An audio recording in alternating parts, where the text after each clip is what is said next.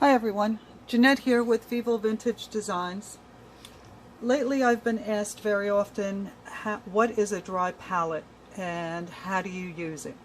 So I thought I'd do a video and show you what a dry palette is, how you prepare it, and how you use it, and what you use it for. So this is a dry palette. I'm in the process of filling each well, and I'll show you this one. This is one that I've been using for months and months. I've been using this. And my first mistake when filling these wells is that I did not make a color chart. So I didn't know what color I put into each well, so I couldn't refill it. So I've just been using it, and I have to tell you, I find that the inks last such a long time when you use them in this way.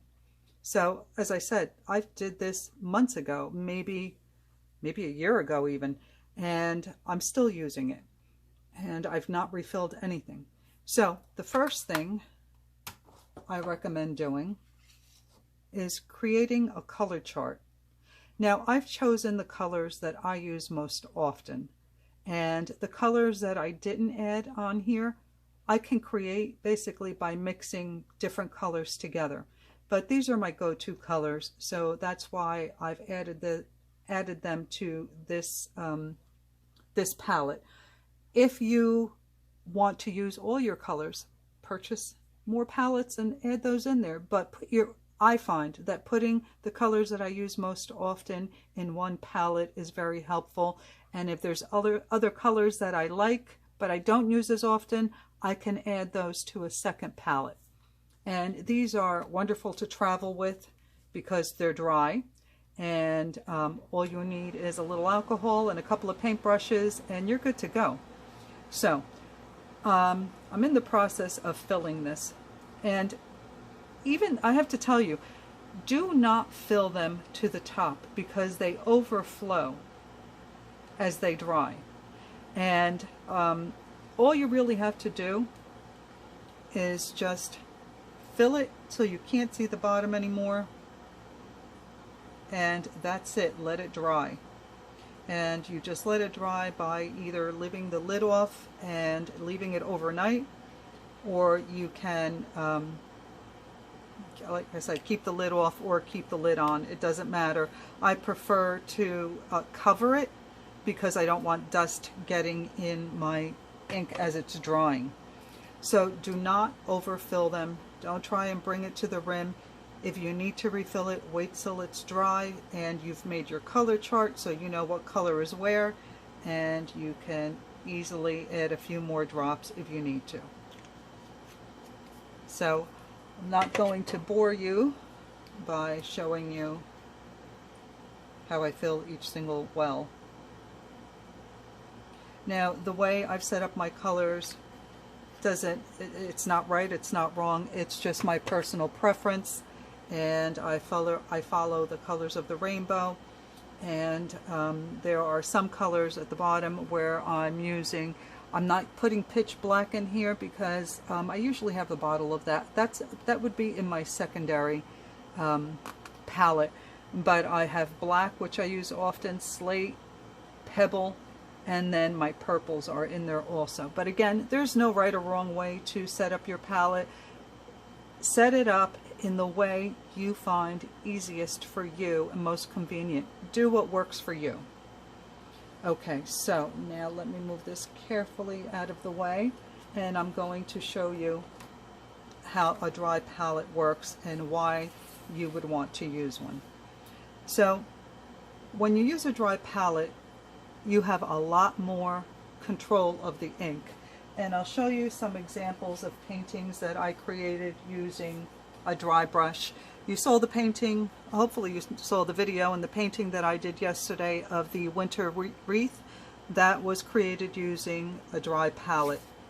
This painting was also created using a dry palette, and you can see that if you use alcohol straight out of the bottle, the alcohol ink rather, that you can't achieve this type of look and this detail. This is another painting that I did using a dry palette, and I'll bring it closer to you so you can see the detail in the feathers and the blending that I did. Using a dry palette allows you this type of control. So I'll give you an example of how you activate it. So I have some dirty alcohol here. I'm going to dip my brush in the alcohol, and to activate a color, all you do is put your brush, your moistened brush, in the well, scrub the ink to activate it, and you can always dab to see how much ink and alcohol you have on the brush. I prefer to work kind of dry. I can always add alcohol, but see the control this allows you?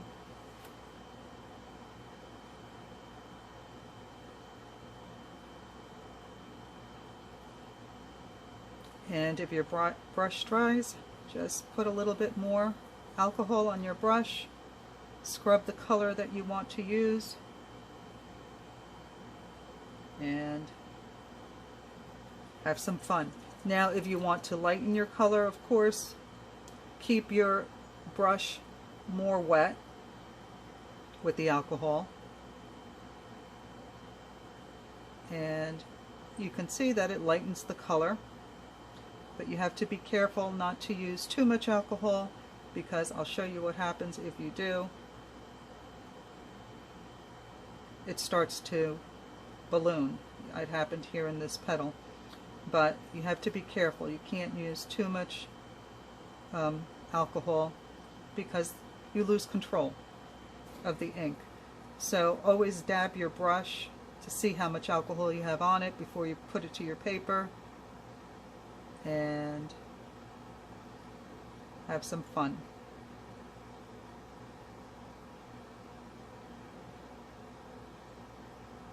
You can see I can draw lines, I can add some shading,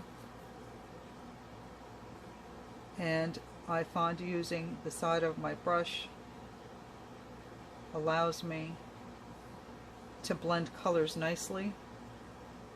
Let's blend this in with, I don't know, green. Oh, that's too dark.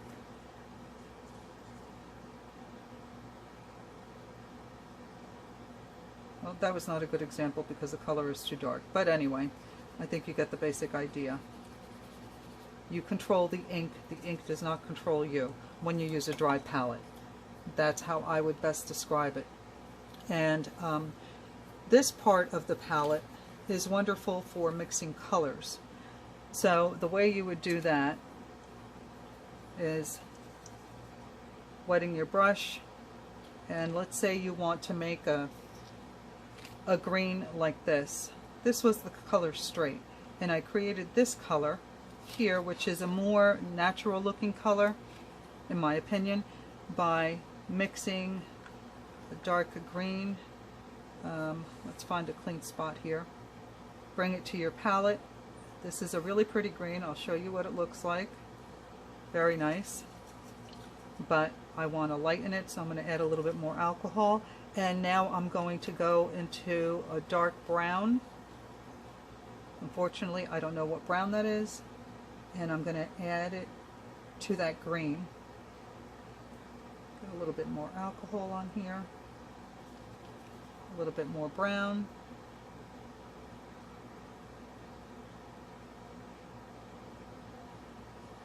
And I'll show you the difference. So this is where you mix your colors. And I hardly ever clean this part of my palette because I can just reactivate these colors by wetting my brush with some alcohol. And that is how you create a dry palette and how you use a dry palette. But I can't tell you enough how important it is to create your color chart so you know what colors you have where. You can do this smaller and tape it to the bottom of your palette so that you always have it, you always know, or put it in a safe place where you can go back to it. If you're using more than one palette, I do recommend labeling it. So this is my second palette. So I'm just going to write palette number 2. And when this ink dries in this palette, I will flip it over and write number 2 in marker on the back of that so that I know what color chart belongs to which palette. And as you can see here, even though I did not fill these to the rim, they still overflow. So remember, don't fill them to the top, just cover the bottom, let it dry. If you need more, you can always add more. But you don't want your inks to overflow and make a mess, at least not right away. All right, everyone. All the products used in this video will be listed in the description box just below the video. The photo paper, the palette, and obviously not the inks. But if you have any questions regarding this process or how to use a dry palette, please leave it in the comments. I'll get back to you as soon as I can. And if you found this video helpful, give me a thumbs up and hit that subscribe button if you haven't done so already. And if you would like to receive notifications when I post a new video, you can click on that bell. All right, everyone, enjoy your day and thank you for watching. Bye.